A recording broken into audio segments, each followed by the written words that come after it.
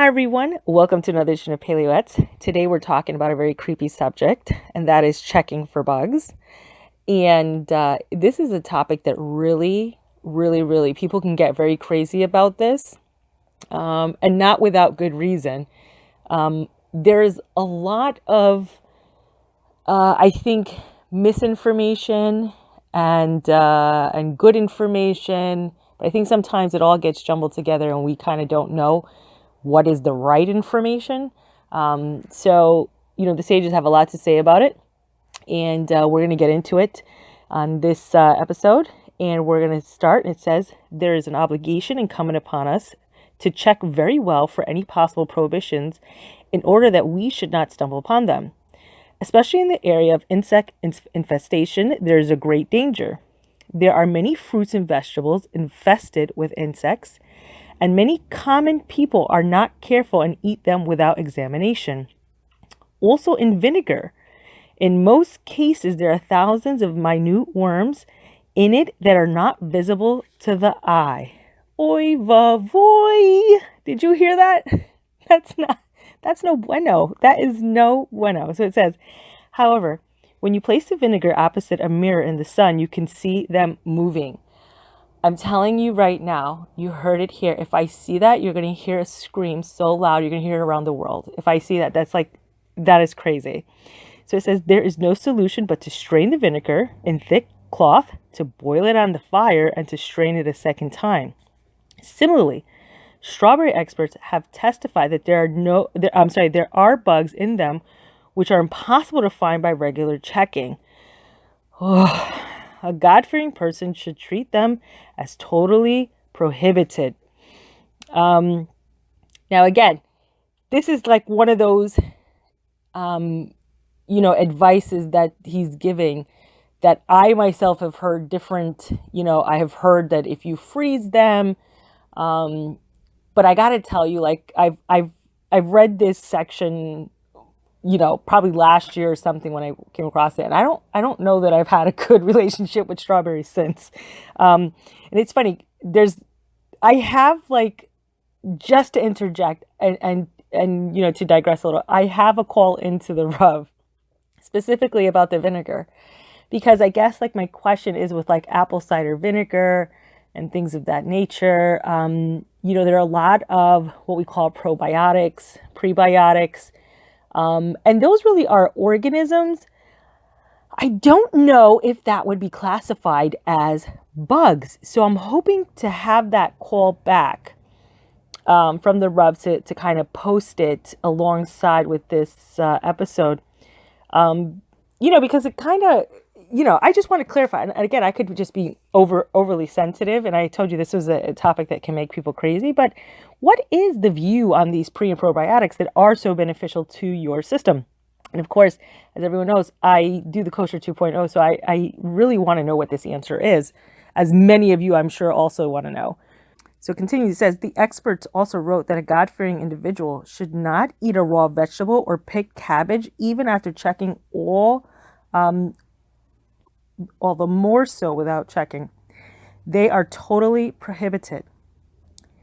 The authors of the holy books have already cried a great and bitter scream. Anyone who calls himself a Jew will never eat a non-kosher meat, pig, etc., even if he would be given all the silver and gold in the world. If they attempt to force him to eat it, he will endure torture and die rather than violate these prohibitions. This is in spite of the fact that the palate enjoys the taste of roasted pig, etc. When you look closely at the prohibition of eating non-kosher meat and pig, you will find that there's only one negative commandment, whereas in the consumption of an insect there are 4, and in regards to an ant or flying insect there are 5. Consequently, one who eats without proper precautions and checking of fruits and vegetables will in short time consume 100 bugs and blatantly violate a multitude of prohibitions without any real benefit, just a lack of care.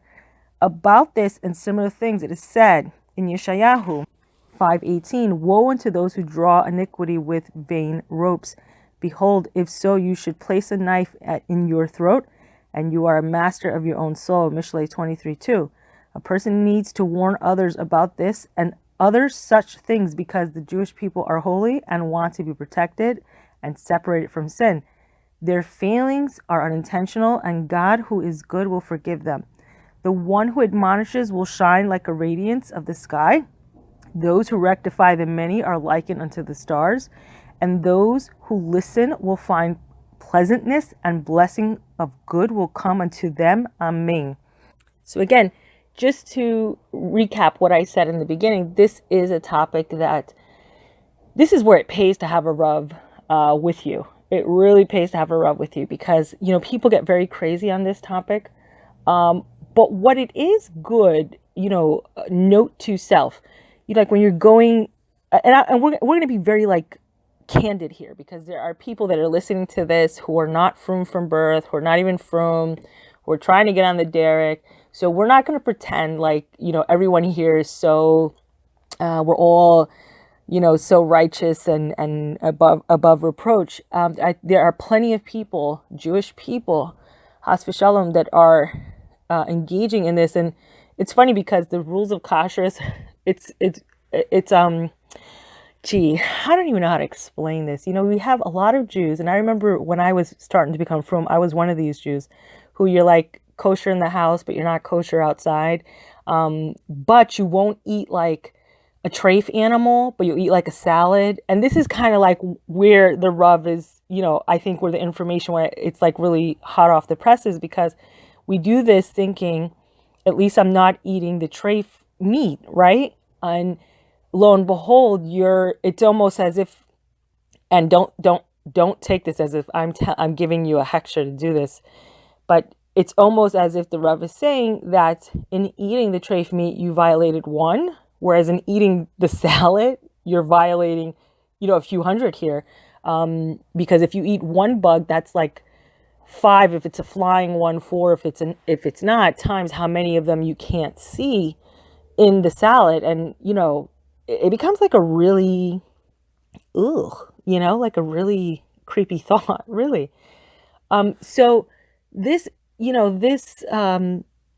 this advice really is good for those, if you need a reason to start getting better in your kashrut, this is a good reason to do so. But again, for those of you who have a Rav and you don't have a Rav, you know what I'm going to tell you. Get a Rav. There's just, every Rav at this point is looking to do care of the majority of them. Very easy to find a Rav. But those of you who have a Rav, stick to your Rav's advice. And I'm sure, I know my Rav, I drive him crazy all the time with all these kinds of like really menial questions, but he really loves it. I mean, he's so gracious to answer each and every one of them. And again, speak with your Rav. There is a lot of information. The Rebbeinu in your area, very wise, very knowledgeable. This is why we go to them. We trust them. We trust their information, and they know about these things at the ready. So, if you're just like myself, a regular, ordinary person who doesn't have all this information, it's so useful to have a Rav at your side. So again, go crazy, but don't go crazy. If that makes any sense. Very creepy subject, literally. And but I think these are things we have to know. We find ourselves in pitfalls all the time, and we don't even know. It's like the blind stumble. We don't even know we're stumbling over. So check with your Rav about this chapter. And as always, I hope to be with all of you again soon. Bezrat HaShem.